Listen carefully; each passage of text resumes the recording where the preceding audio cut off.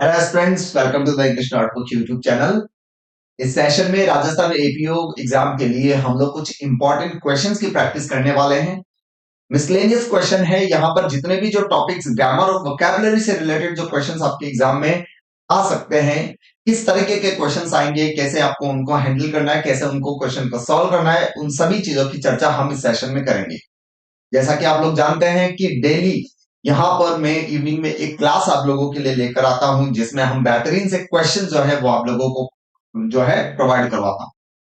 तो यहाँ पर जो क्वेश्चंस आपको करवाए जाते हैं वो क्वेश्चन इस तरीके के हैं कि अपने आप में वो सारे कॉन्सेप्ट्स हैं।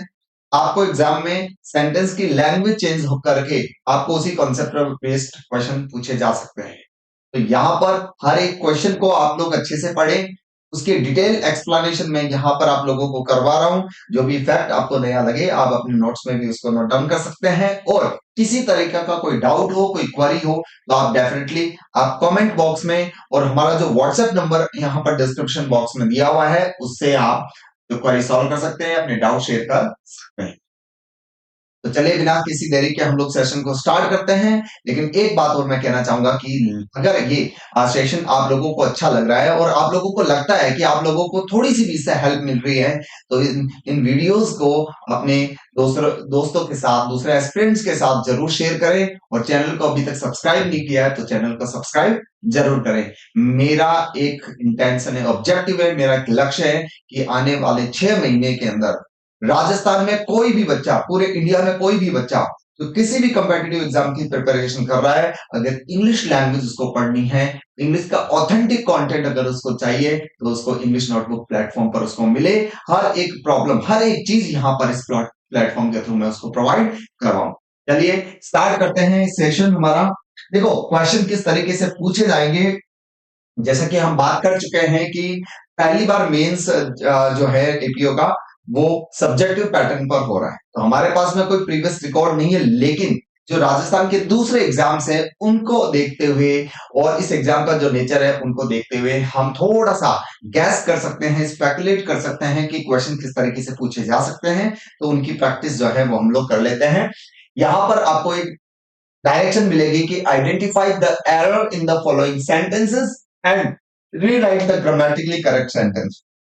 देखो एग्जाम में जब क्वेश्चन आए तो ध्यान रखना, डायरेक्शन पढ़े बिना क्वेश्चन को सॉल्व मत करना। यहां पर दिया हुआ है कि सेंटेंस को पढ़ो, इसके अंदर जो ग्रामेटिकली एरर है उसको फाइंड आउट करो और सेंटेंस को करेक्ट करके, रिकरेक्ट करके आप उस सेंटेंस को लिखो।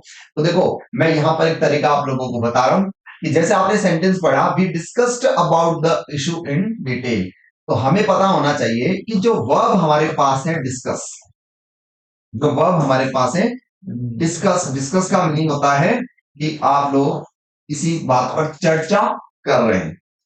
We discuss, we discuss something, हम किसी चीज की चर्चा करते हैं। हम कभी भी ये टर्म यूज नहीं करते डिस्कस अबाउट जैसे एक्सप्रेशन का हम लोग यूज नहीं कर सकते हैं, क्योंकि डिस्कस जो वर्ब है, डिस्कस वर्ब ट्रांजिटिव वर्ब है। ट्रांजिटिव वर्ब होता है जिसके बाद हम ऑब्जेक्ट का प्रयोग करते हैं। ट्रांजिटिव वर्ब के बाद जब ऑब्जेक्ट आता है उसके साथ जनरली हम किसी भी तरीके का कोई प्रेपोजिशन यूज नहीं करते। तो आपको इतना पता होना चाहिए कि डिस्कस शब्द के साथ हम किसी भी तरह के कोई जो प्रपोजिशंस है उनका यूज नहीं कर सकते। We discuss something, not discuss about something. तो यहां पर करेक्ट ये जो अबाउट है वो नहीं आएगा। तो आपको आंसर शीट में इस सेंटेंस को आपको पुनः आपको इस तरीके से लिखना है, we discussed the issue in detail. ये कुछ इस तरीके से यहां पर आपको कर रहा है, we discuss the issue in detail. यहां पर ये सेंटेंस सही होगा। चलिए नेक्स्ट क्वेश्चन की तरफ। आइडेंटिफाई द एरर, वही एरर का सेंटेंस है। Identify the error in the following sentences and rewrite the grammatically correct sentence. यहां पर सेंटेंस को रीराइट करो, उसको एरर को फाइंड आउट करो और करेक्ट वे में उस सेंटेंस को लिखो। तो यहां पर देखो, when have you been waiting for the bus. जब आप लोग क्लास में, देखो यहाँ पर YouTube क्लास है, सिंपल सी बात है, हमें ये तो देखना नहीं कि हमने कितने क्वेश्चन सॉल्व किए, हमें सीखना, हमने ये देखना है कि हमने कितना कुछ नया सीखा। यहां पर इस सेंटेंस में दिया हुआ है, when have you been waiting for the जो हैव बीन दिया हुआ है आपके सामने, इससे हमें पता चल रहा है, देखो इस सेंटेंस के अंदर टेंस दिया हुआ है हैव बीन प्लस आईएनजी, जो कि आप लोगों को पता है कि present perfect continuous, present perfect continuous tense ये है जो ये इंडिकेट करता है कि एक्शन जो है वो पास्ट में स्टार्ट हुआ, उस पास्ट से अभी तक चल रहा है। तो यहां पर दिया हुआ है when have you been waiting for the bus. तो यहां पर देखो आप लोगों को पता होना चाहिए कि जब बात यहां पर देखो व्हेन एक ऐसा शब्द है जो टाइम को रिप्लेस करता है। जब क्वेश्चन पूछते हैं तो जो शब्द सेंटेंस में टाइम को एक्सप्रेस करते हैं उसको हटाकर उसकी जगह हम क्या यूज कर देते हैं, व्हेन का। तो यहां पर इंट्रोगेटिव ये जो आपका सेंटेंस है प्रेजेंट परफेक्ट कॉन्टिन्यूअस, इसमें आप लोग जानते हैं कि हम लोग सिंस या फॉर के बाद टाइम एक्सप्रेशन का यूज करते हैं जो कि प्रेजेंट परफेक्ट कॉन्टिन्यूअस की एक पहचान। तो जो भी टाइम दिया हुआ है इस टाइम को रिप्लेस कर दिया हमने व्हेन से, तो हमें व्हेन के पहले सिंस का प्रयोग करना होगा। सेंटेंस ऐसा होगा, since when, since when have you been waiting for the bus. आप कब से, आप कब से बस का वेट कर रहे हैं, बस का इंतजार कर रहे हैं। दूसरी चीज आपको पता होना चाहिए कि अगर जो मैं बोल रहा हूं मेरी बात को सुन लेना, अगर आपका सेंटेंस है प्रेजेंट परफेक्ट कॉन्टिन्यूअस में और इंट्रोगेटिव सेंटेंस है तो उसमें व्हेन ही, सिंस व्हेन का ही यूज किया जा सकता है। यहां पर सेंटेंस इंट्रोगेटिव है, प्रेजेंट परफेक्ट का सेंटेंस है तो व्हेन नहीं सिंस व्हेन का यूज किया जाएगा। तो ये हमारा सही एक्सप्रेशन रहने वाली है। चलिए नेक्स्ट देखो क्या है, identify the error in the following sentences and rewrite the grammatically correct sentence. यहां पर फिर वही बात, सेंटेंस को पहचानो और उसको करेक्ट करो। They will be played the match by the time we arrive. Meaning देखो क्या कह रहा है कि they will be played the match, match के खेलने की बात हुई है। मैच जो है वो कंप्लीट हो जाएगा कब, by the time we arrive, जब हम लोग पहुंचेंगे, जिस वक्त हम लोग पहुंचेंगे उससे पहले मैच के कंप्लीशन की यहां पर बात की गई है। तो हमें पता होना चाहिए कि जब इस तरह की सिचुएशन बनती है कि जब सेंटेंस में बाय और बाय प्लस फ्यूचर टाइम दिया जाए, बाय और बाय के साथ फ्यूचर टाइम आप लोगों को दिया जाए तो वो सेंटेंस जो है वो फ्यूचर परफेक्ट में रखा जाता है। फ्यूचर, वो सेंटेंस फ्यूचर परफेक्ट में रखा जाता है। तो यहां पर ये सेंटेंस कुछ इस तरीके से होगा, they will have played the match, they will have played the match by the time we arrive. They will have played the match by the time we arrive। यहां पर आप देख पा रहे हैं कि सेंटेंस में बाय प्लस टाइम जो एक्सप्रेशन आ चुकी है, तो यहां पर ये वाला जो पार्ट है ये प्रेजेंट परफेक्ट में आएगा, सॉरी फ्यूचर के परफेक्ट में आएगा। तो ये बाय प्लस फ्यूचर टाइम जो है वो एक्सप्रेशन है।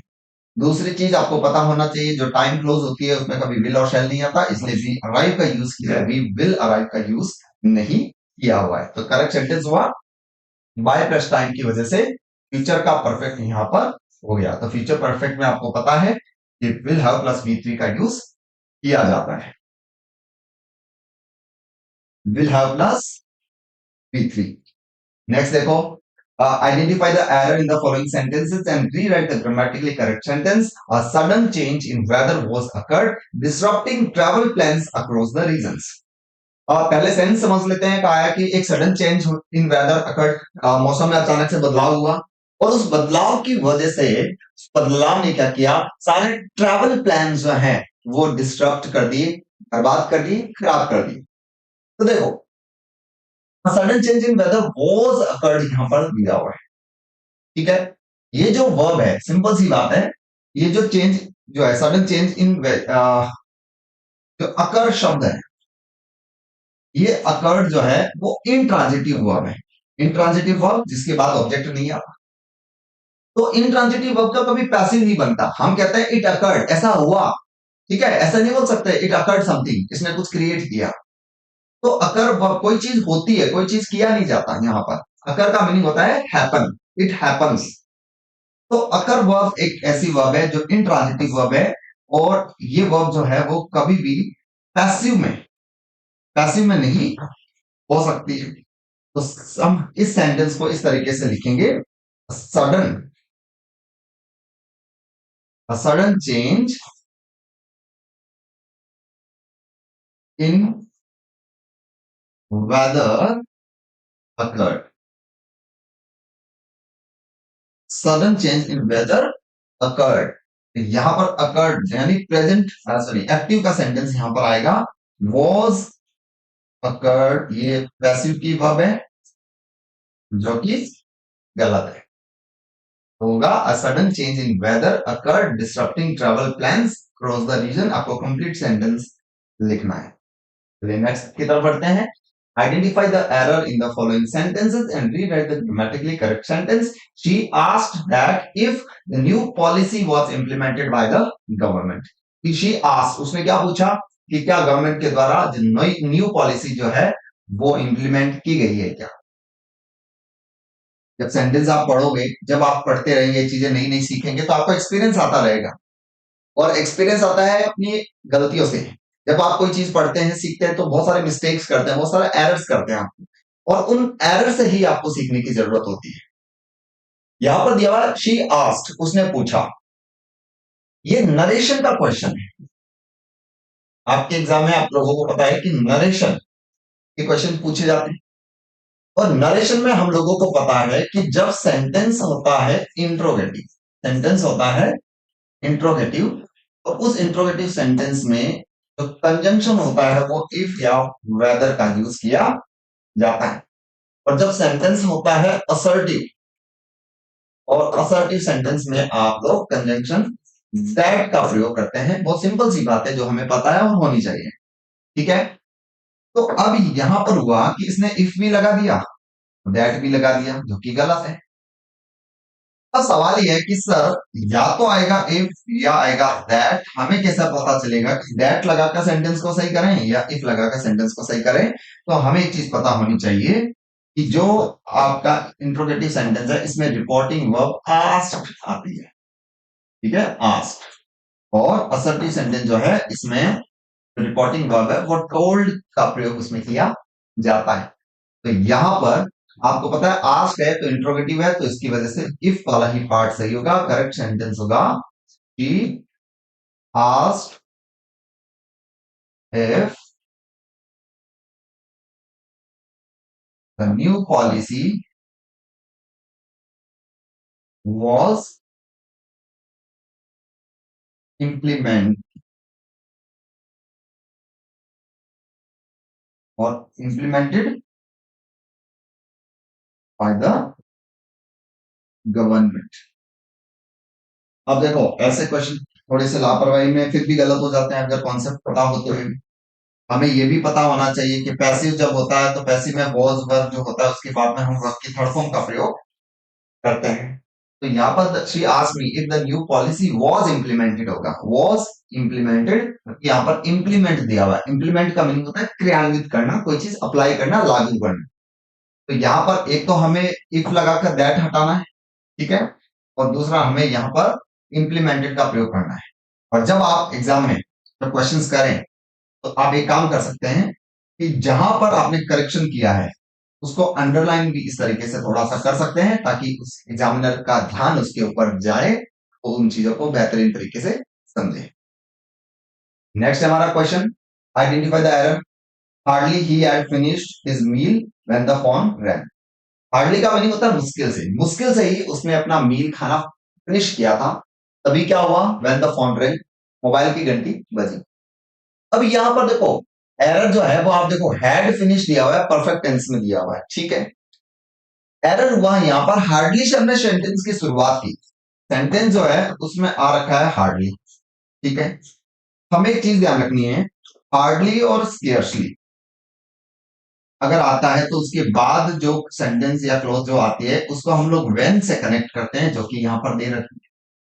और वही अगर सेंटेंस नो सूनर से आता है, नो सूनर से स्टार्ट हो, तो जो आगे वाली क्लोज होती है उसको हम देन से कनेक्ट करते हैं, THN देन से कनेक्ट करते हैं। ठीक है, जबकि यहाँ पर ये ऑब्वियसली ये तो वाला पार्ट सही है। थर्ड थिंग हमें ये ध्यान रखनी है कि जब आप सेंटेंस को हार्डली या स्केर्सली या नो सूनर, हार्डली स्केर्सली या नो सूनर से स्टार्ट करें, तो उस सेंटेंस की जो हेल्पिंग वर्ब होती है वो सब्जेक्ट के पहले रखी जाती है, जिसको इन्वर्जन कहा जाता है। ग्रामर की लैंग्वेज में इन्वर्जन का मीनिंग होता है to put the verb before its subject. तो यहाँ पर सब्जेक्ट से पहले हेल्पिंग वर्ब रखी जाती है जब सेंटेंस आपका नेगेटिव वर्ड से स्टार्ट हो। यहाँ पर हार्डली से स्टार्ट किया है, ये सब्जेक्ट है, हेड वर्ब है, तो ये सेंटेंस रॉन्ग हुआ। हमें करना होगा हार्डली had he finished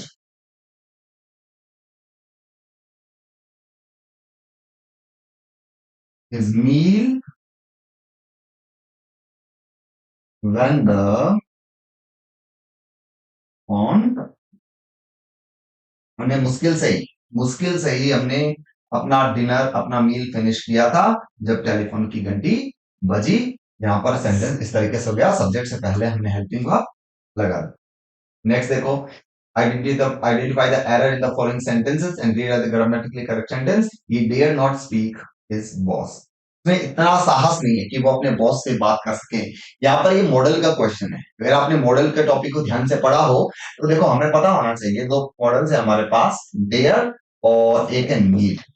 ठीक है, अब इनका जो यूज होता है वो हेल्पिंग वर्ब और मेन वर्ब दोनों तरह से होता है। ठीक है, आप लोगों को पता है जैसे वर्ब हमारे पास है प्ले, अगर मुझे प्ले वर्ब की नेगेटिव फॉर्म चाहिए तो मैं डू नॉट प्ले का यूज करूंगा।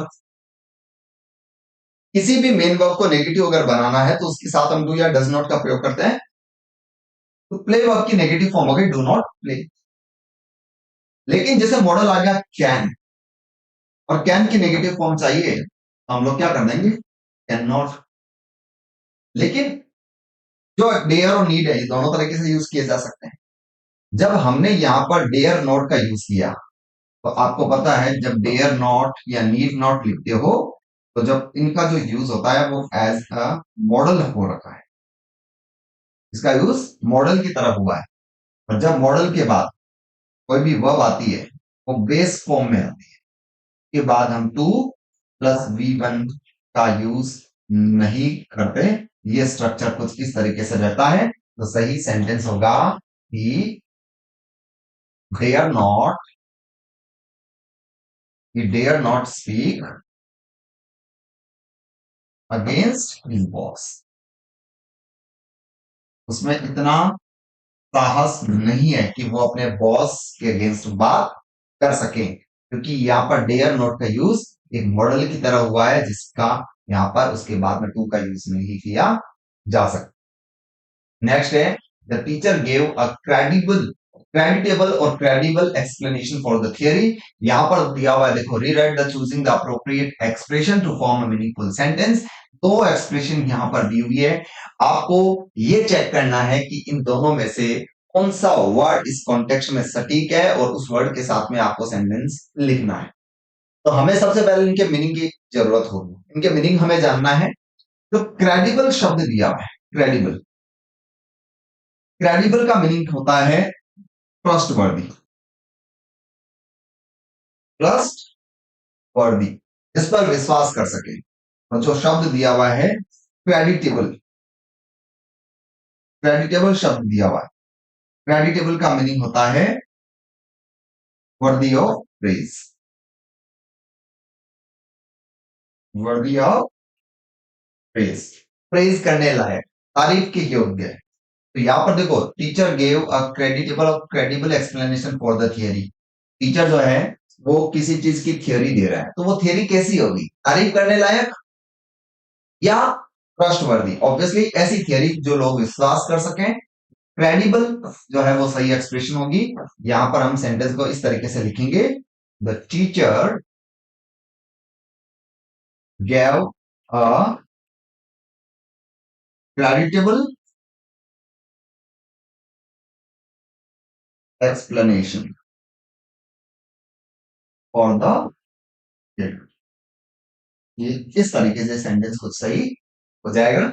यहाँ पर क्रेडिटेबल का मीनिंग होता है वर्दी ऑफ प्रेज।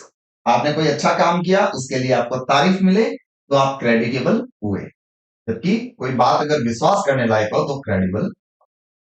फिर इसके बाद आता है rewrite the choosing appropriate expression to form a meaningful sentence. यहाँ पर फिर वही बात, वही ऐसा मीनिंग आ गया।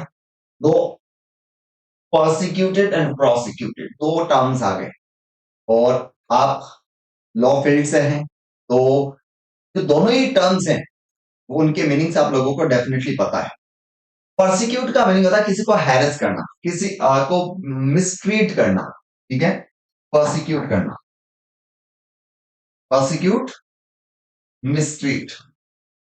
आप लोग जानते हैं किसी को मिसट्रीट करना होता है प्रोसिक्यूट, जबकि अगर आप शब्द यूज करते हैं प्रोसिक्यूट, प्रोसिक्यूट शब्द यूज करते हैं तो उसका मीनिंग होता है किसी पर कोई चार्ज लगाना, मुकदमा दायर करना। तो यहां पर देखो क्रिमिनल को प्रोसिक्यूट किया गया, प्रोसिक्यूट किया गया फॉर हिज क्राइम, तो ऑब्वियसली कोई भी क्रिमिनल जो होगा उसको उसके ऊपर कोई चार्ज लगाया जाएगा, ब्लेम लगाया जाएगा। उसको मिसट्रीट करने की बात नहीं है। मिसट्रीट कब होता है? जब कोई व्यक्ति है, ठीक है, उसको वो इनोसेंट है और उसको हम मिसट्रीट कर सकते हैं, लेकिन कोई क्रिमिनल है तो ऑब्वियसली वो मिसट्रीट होने लायक है। क्रिमिनल जो है उस पर चार्ज लगाया जाएगा, सही शब्द होगा प्रोसिक्यूटेड फॉर हिज क्राइम। जो अदालत के अंदर जो अभियोग चलाया जाता है, उसके ऊपर जो कानूनी कार्यवाही की जाती है, वो प्रोसेस, जो मुकदमा और दर्ज करने की जो प्रोसेस होती है, दैट इज कॉल्ड प्रोसिक्यूशन। तो यहां पर प्रोसिक्यूट जो शब्द है वो सही हो जाएगा। इसको आपको इस तरीके से लिखना होगा, द क्रिमिनल वॉज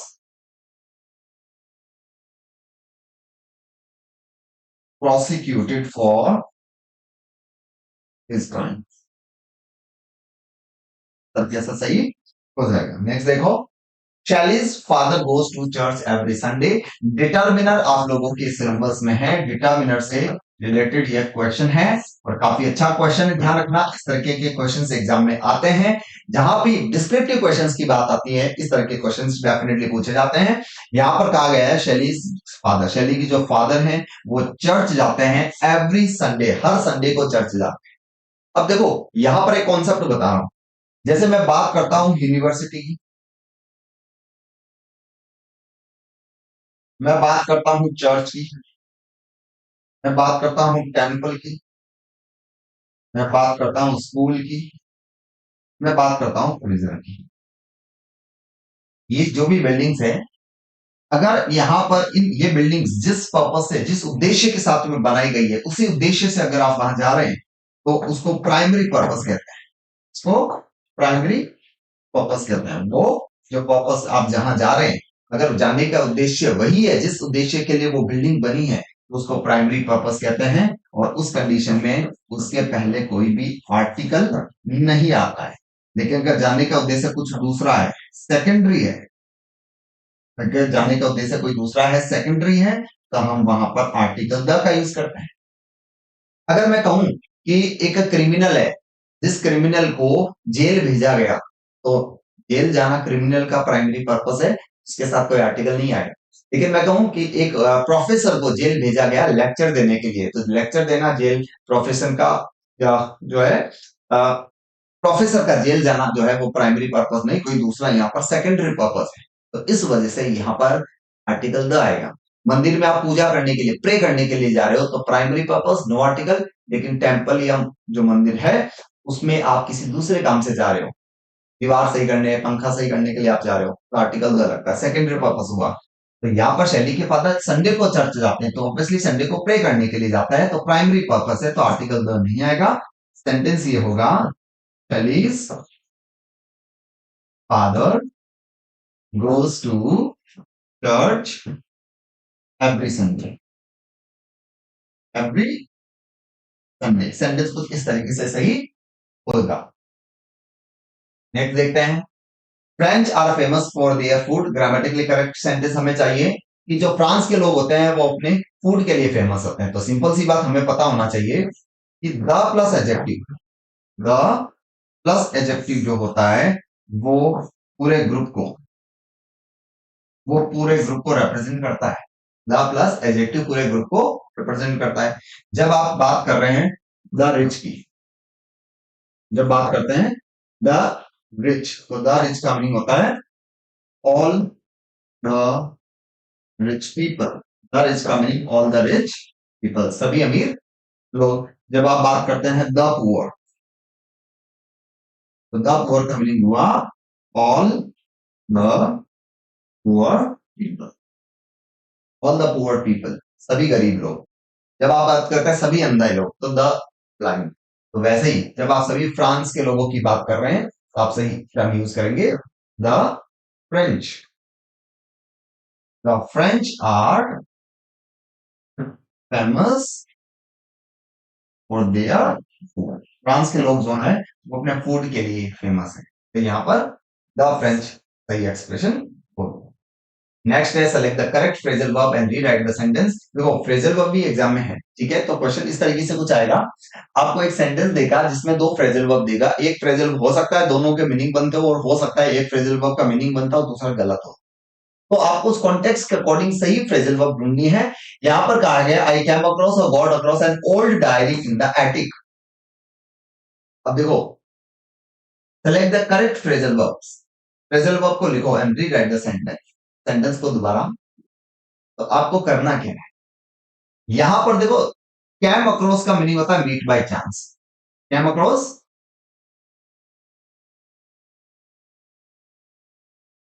एक फ्रेजल वर्ब होती है कम अक्रॉस। आपको सबसे पहले तो ऐसे लिखना है कम अक्रॉस, जिसका मीनिंग होता है to meet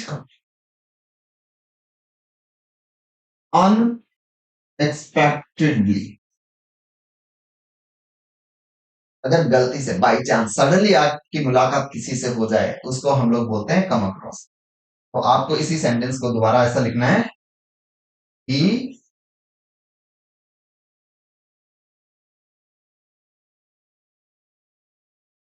God an old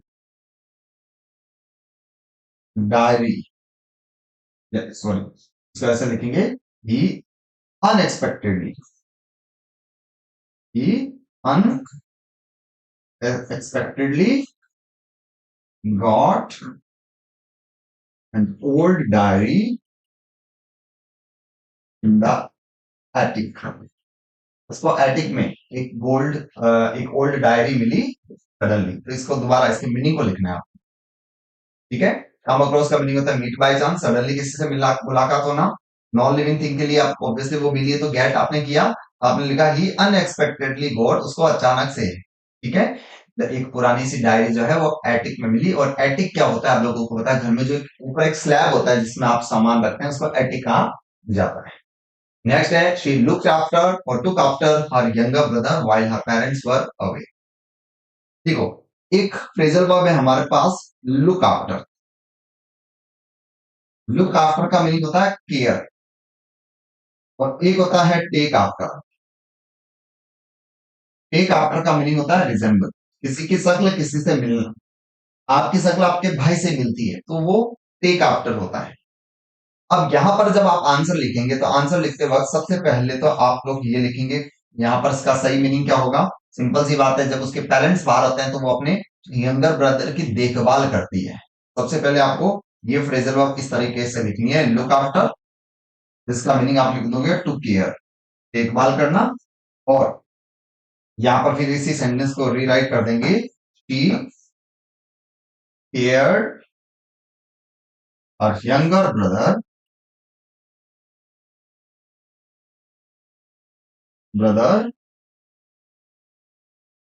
while her parents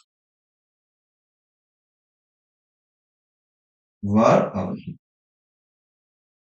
ये इस तरीके से हम लोग लिख देंगे। नेक्स्ट है ये तो हो गया। he entered into the room silently, बहुत प्यारा सा कॉन्सेप्ट है। एक एंटर दिया हुआ है, एंटर के साथ देखो, एंटर के साथ इंटू नहीं आता कभी, एंटर के साथ कभी इंटू नहीं आता, कब? जब उसके बाद में प्लेस हो, क्योंकि एंटर का मीनिंग अपने आप में ही शामिल होने की बात करता है। एंटर, हम अ, किसी बिल्डिंग में एंटर करते हैं तो उसमें प्रवेश करने की हम बात करते हैं, एंटर के अंदर इंटू का मीनिंग शामिल है। तो ये सेंटेंस कुछ ऐसा होगा कि एंटर्ड द रूम साइलेंटली, कुछ इस तरीके से ये सेंटेंस करेक्ट होगा। लेकिन एंटर के साथ इंटू आ सकता है, एंटर इंटू हो सकता है कब? जब उसके बाद आप बात कर रहे हैं डिस्कशन की, जब आप बात कर रहे हैं निगोशिएशन की, जब बात कर रहे हैं किसी एग्रीमेंट की, या आप किसी एग्रीमेंट में, किसी वार्तालाप में शामिल हो रहे हैं, किसी डिस्कशन में शामिल हो रहे हैं, तब आप एंटर इनटू का प्रयोग कर सकते हो। लेकिन जब प्लेस की बात होती है, you can not use enter into, आपको सिर्फ एंटर का यूज करना होता है। नॉर्मली हम यही पढ़ते हैं, लेकिन आपको यह कॉन्सेप्ट भी पढ़ना है, एग्जाम में इसका भी यूज किया जा सकता है। फिर आया हुआ है she prevented him to go out, बहुत ही प्यारा सा कॉन्सेप्ट है। प्रिवेंट जो वर्ब होती है, प्रिवेंट, देखो प्रिवेंट, escape, refrain, abstain, इन सभी का जो मीनिंग था वो कहीं ना कहीं दूर होने के सेंस में होता है, कहीं ना कहीं दूर होने के सेंस में होता है। तो जब भी ऐसा डिटेचमेंट वाला सेंस आए तो हम उसके साथ प्रेपोजिशन फ्रॉम का यूज करते हैं। तो शी प्रिवेंटेड हिम, क्या होगा सही? शी प्रिवेंटेड हिम, फिर हम लगा देते हैं फ्रॉम, टू नहीं आएगा फ्रॉम, और इसके बाद आईएनजी फॉर्म आएगी from going down, from going out. ये सेंटेंस को किस तरीके से करेक्ट होगा? She prevented him from going out.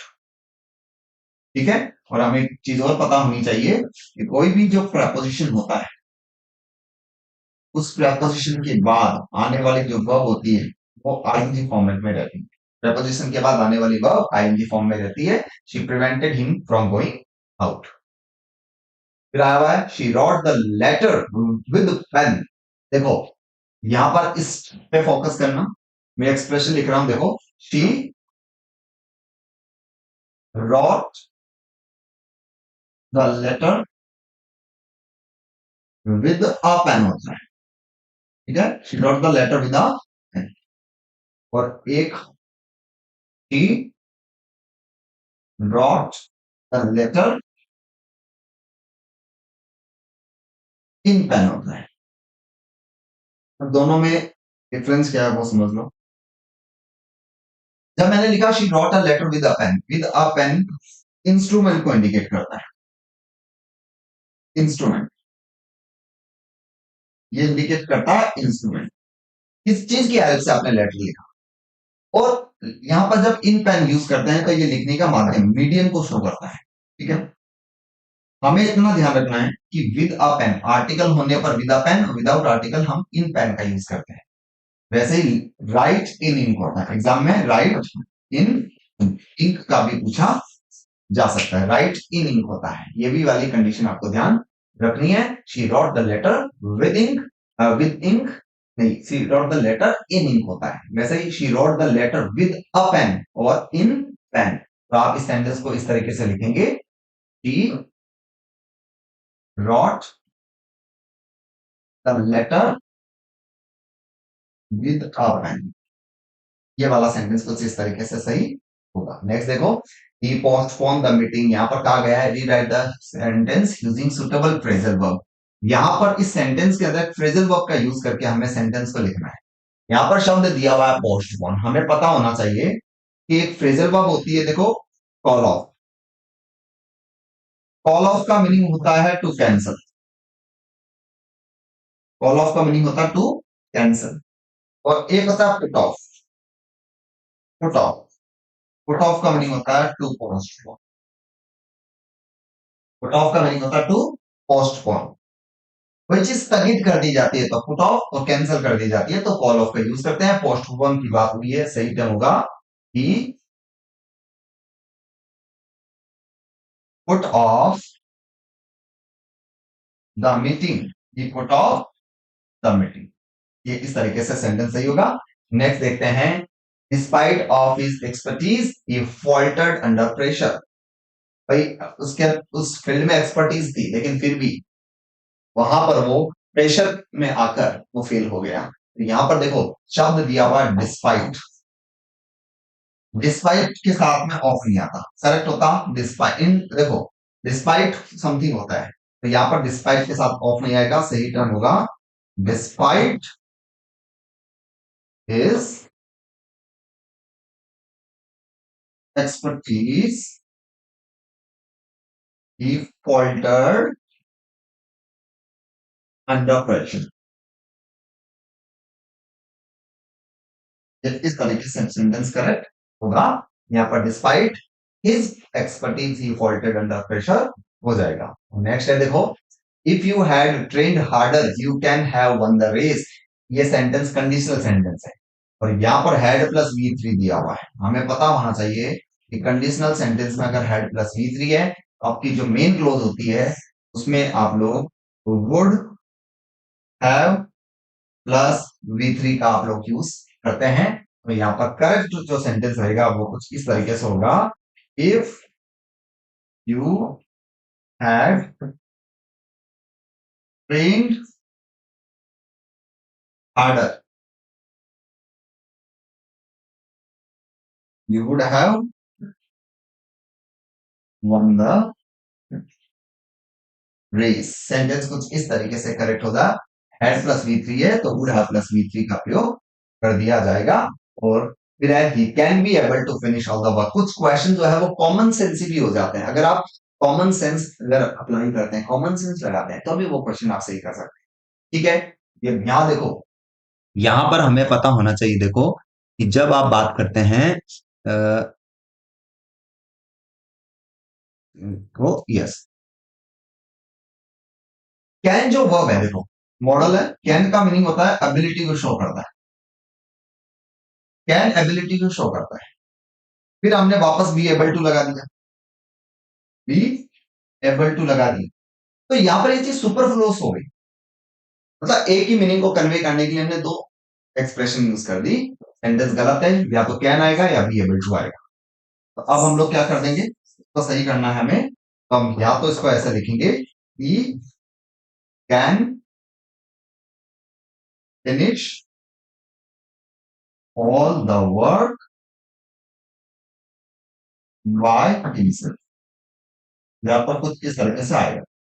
या हम लिखेंगे he is able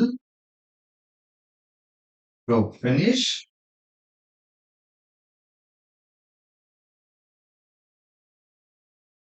all the work by himself। या तो हम कैन का यूज करेंगे या बी एबल टू का यूज करेंगे, दोनों एक साथ नहीं आ सकती, चाहे दोनों में से कोई सा भी सेंटेंस लिखो सेंटेंस सही हो जाएगा।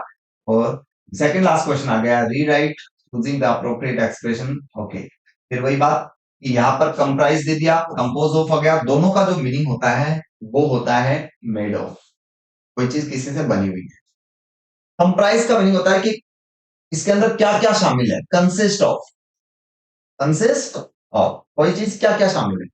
और जब हम कंपोज ऑफ का यूज करते हैं, कंपोज ऑफ का मीनिंग होता है कि अलग अलग पार्ट्स को लेकर क्या चीज बनाई जाती है। देखो यहां पर आएगा कि जो कार होती है, अ कार, ये कार जिसमें क्या क्या शामिल होती है, consist of a car comprises, a car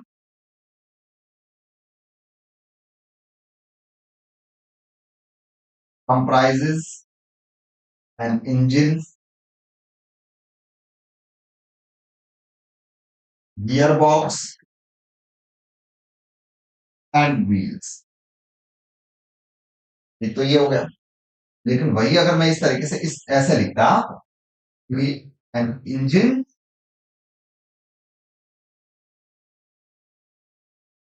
gear box and wheels compose of,